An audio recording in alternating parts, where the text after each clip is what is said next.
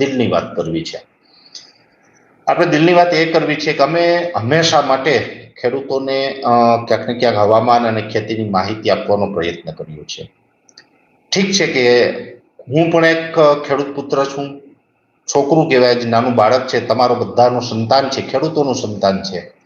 બની શકે કે ક્યાંક ભૂલમાં કંઈક અમારાથી ભૂલ થાય, ઈરાદો ક્યારેય અમારો ખરાબ ન હોય. ઘણી વખત અમે આગાહી આપીએ, ખોટી પણ પડે, તો જે આગાહી કરે એની ખોટી પડે, ન કરે એની ન પડે. 2-5%, 8% ખોટું પડતું હોય, 100% તો દ્વારકાધીશ જ સાચું પાડી શકે. અંતે તો બધું એના હાથમાં હોય. આપણે તો માણસ માત્ર છે. એક કહેવાય ને કે હું આખો અભ્યાસ કરું છું આ મોડેલોનો, સેટેલાઇટનો અને અલગ અલગ મોડેલોનો જે અભ્યાસ કરીએ, થોડુંક દેશી વિજ્ઞાન પ્રમાણે પણ આપણે જોતા હોય છે. એ બધું મિશ્રણ કરીને વધારે પડતા હું ટેકનોલોજી ઉપર ચાલું છું, માહિતી આપવાનો પ્રયત્ન કરું છું. ક્યારેક ખોટું પડે તો મારો ઈરાદો ખરાબ ન હોય. ઘણા બધા મિત્રોને એમ હોય કે પરેશભાઈ તમે તો દવાની જાહેરાતો કરો છો, તમે તો કંપનીના દલાલ થઈ ગયા. પણ એ બધી તમારી માનસિકતા ખોટી છે, એવું ના હોય. હું ખેડૂત છું, ખેડૂતનું હિત કેમ થાય ને એ કરવાનો પ્રયત્ન કરું છું. આપણી આગાહી છે, આપણે જો મેં હમણાં થોડા દિવસ પહેલા પણ એક વિડીયો મૂકીને કીધું, પરમ દિવસે ભાઈ આપણે આગાહી આપીએ છીએ, આમાં વિજ્ઞાન જાથાએ પણ વાત કરી હતી કે હવામાન વિભાગ સિવાય કોઈની આગાહી માનવું નહીં. ત્યારે મેં કીધું ભાઈ અમે આપીએ છીએ આગાહી, ન માનવું હોય તો ક્યાં આમાં કોઈને જબરજસ્તી છે? માનવું હોય તો માનવું, ન માનવું હોય તો કાંઈ વાંધો નહીં. પણ અમારી આગાહીથી જો કોઈને ફાયદો થતો હોય તો એ પ્રયત્ન અમારે કરવો જોઈએ. બીજું હું તમને એ પણ કહી દઉં, વાતો તો બધા ગમે એ કરશે, પણ રવિવાર આમ જોવા જઈએ ને, તમે રવિવાર જોજો, રવિવાર એટલે બધા રજા રાખી કે સોમથી શનિ કામ કર્યું ને રવિવારે પછી રજા જ રાખી દો, કાંઈ કામ કરવું નથી. પરિવાર સાથે રવિવારે છે ને સાંજે હોટેલોમાં જમવા જાય, જેના ખીચામાં ખકડે છે, ખબર છે ને તમને બધાને ખબર છે. આમાં અત્યારે આધુનિક જમાનામાં બધાનો આ લાઈફસ્ટાઈલ થઈ ગઈ, બધાની જીવનશૈલી આવી થઈ ગઈ. રવિવાર હોય એટલે પત્નીને બાળકોને બધાને લઈને હોટેલમાં જમવા જાય સાંજે. હું રવિવાર હોય ને મારા પરિવાર આરે, મારા બાળકોને મારા પત્નીને લઈને હોટલમાં જમવા નથી જતો ને ખેડૂત આરે વાર્તાલાપ કરું છું. ભલામણા ખેડૂત માટે થઈને બેહું છું. રવિવાર હોય ને તોય મારા ખેડૂત સાથે મારે રૂબરૂ વાત કરવી એટલે બેહું છું. આ એક વાત છે ને, તમારે ક્યારેક શાંતિથી વિચારવી જોઈએ. તમારા દુનિયામાં બધા જ માટે રજાનો દિવસ આવતો હશે. રવિવાર છે ને વિશ્વ માટે રજાનો દિવસ છે, પરેશ ગોસ્વામી માટે રજાનો દિવસ નથી. ખેડૂતો સાથે વાત કરવાનો દિવસ છે. આ લાગણી છે અમારી. હવામાન વિભાગ, જો આપણે કોઈ પાસે પૈસા લઈને જાહેરાત કરતા નથી. આપણે કોઈ પાસે આગાહીના કોઈ પાસે પૈસા માંગ્યા, કોઈને કીધું કે અમે આગાહી કરશો એટલા રૂપિયા આપો કરશું. ન્યૂઝ ચેનલોમાં જઈએ, અમે કોઈ ન્યૂઝ ચેનલ વાળા અમને 1 રૂપિયો આપતા નથી, છતાંય અમે અહીંયા આગાહી આપવા જઈએ. શું કામ? કે અમારા માધ્યમથી પણ પહોંચે. અમારી ચેનલ કોઈ ન જોઈ હોય તો ન્યૂઝ ચેનલ વાળાનું જોઈને ત્યાંથી પણ અમારે આગાહી પહોંચે, એટલે અમે ન્યૂઝ ચેનલમાં આપીએ ને. આજે લાઈવ થઈને પણ બધા ખેડૂત અમને સવાલ કરી શકીએ. કમસે કમ અઠવાડિયાનો 1 દિવસ તો અમે એવો રાખ્યો કે અમે લાઈવ થાય ને તમારે જેના ફોન લાગે ને ફોન કરીને લાઈવમાં સવાલ કરો ને, આખું ગુજરાત જોવે. આવી સિસ્ટમ અમે અહીંયા ઊભી કરી છે.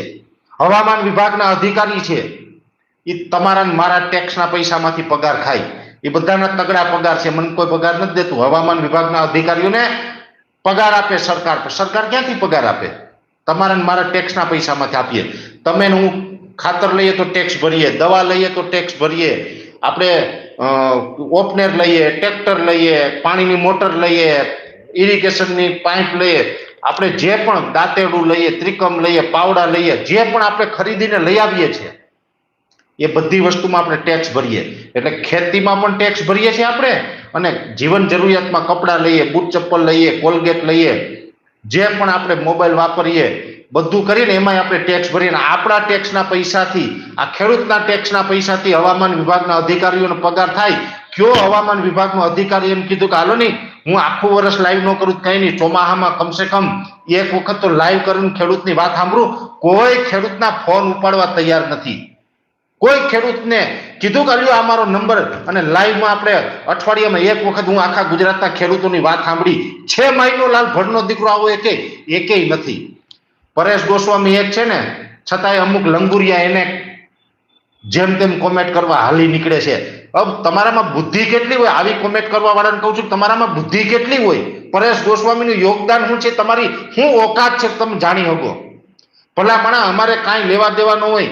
મારી આ હમણાં થાંભલા નખાતા હતા, ખેડૂતના માટે થઈને મોરબીના જેતપુરમાં બજારમાં જઈને ચોકમાં માઇકમાં પડકારીને 10,000 ખેડૂતોની વચ્ચે કીધું અને મીડિયામાં બતાવીને પરેશ ગોસ્વામી બોલ્યો હતો કે અમારા ખેડૂત સાથે અન્યાય થાય ને ગાંધીનગરમાં આવીને તમારા જભા કાઢશું. અમે બોલ્યો હતો.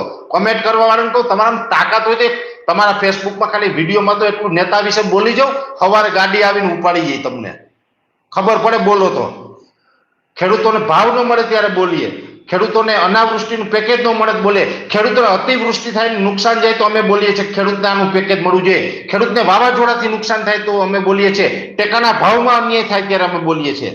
આ કોમેન્ટ કરવા વાળાને કહો, તમારા મોઢા કેમ સિવાય જાય છે? ત્યાં કેમ નથી બોલતા? હે, પોચું ભારીને આંગળી કરવા આવો છો? નાખો ને તમારો નંબર. એટલે અહીંયા કેટલું પોચું છે એ ખબર પડે. ભલા માણા ખેડૂતોનું હિત વિચારતા હોય ને તો એટલું નક્કી રાખજો કે ગુજરાતની અંદર માત્ર પરેશ ગોસ્વામી એક એવો છે, માત્ર પરેશ ગોસ્વામી એક કે જે દર અઠવાડિયે ગુજરાતના ખેડૂતને હું પ્રશ્ન છે ને એ સાંભળવા માટે લાઈવ બેહો. બાકી ગુજરાતમાં એક પણ વ્યક્તિ નથી બેસતો. અને જો તમારે આ ખેડૂતોને આ સેવા મળે, ખેડૂતોને સાંભળવા અમે બેસીએ, આ તમારી ઈચ્છા એવી હોય ને કે આ બંધ થઈ જવું જોઈએ, તો તમે આવી કોમેન્ટો કરજો. તમારી દાનત શું છે ને, જો તમે ખેડૂત વિરોધી હોય ને તો તમે આવી કોમેન્ટો કરજો. શરમ આવવી જોઈએ. તમે ખેડૂત માટે કંઈ કરી તો નથી શકતા, પણ કોક કરે ને ન્યા તમે આડા પગ ન કરો, હવનમાં હાડકા નાખવાનું કામ ન કરો. ઉપરથી કુદરત જોવે છે, તમને માફ નહીં કરે. એટલે બસ આ છેલ્લી મારી દિલની વાત કેવી હતી ને, એ આ દિલની વાત કીધી છે મેં. અંતે દરેક ખેડૂત ભાઈનો મને પ્રેમ મળે છે અને મારા માટે ખેડૂતનો પ્રેમ છે ને ઈ જ મારી મૂડી છે, ઈ જ મારી મિલકત છે. ખેડૂતો માટે જીવીએ છે અને ખેડૂતો માટે સમય આવશે ત્યારે મરી જશે. ખેડૂતનો પ્રેમ છે ને અને ખેડૂતનો જે ભાવ છે એનાથી મોટી વસ્તુ ના, એનાથી મોટી બીજી અમારે કોઈ આવકની જરૂર નથી. ખેડૂતનો જ્યાં સુધી પ્રેમ મળતો રહેશે ને, જ્યાં સુધી ખેડૂત અમને કહેશે ને, ખેડૂતનો આદેશ થશે ને, ત્યાં સુધી અમે ખેડૂત માટે કામ કરતા રહેશું.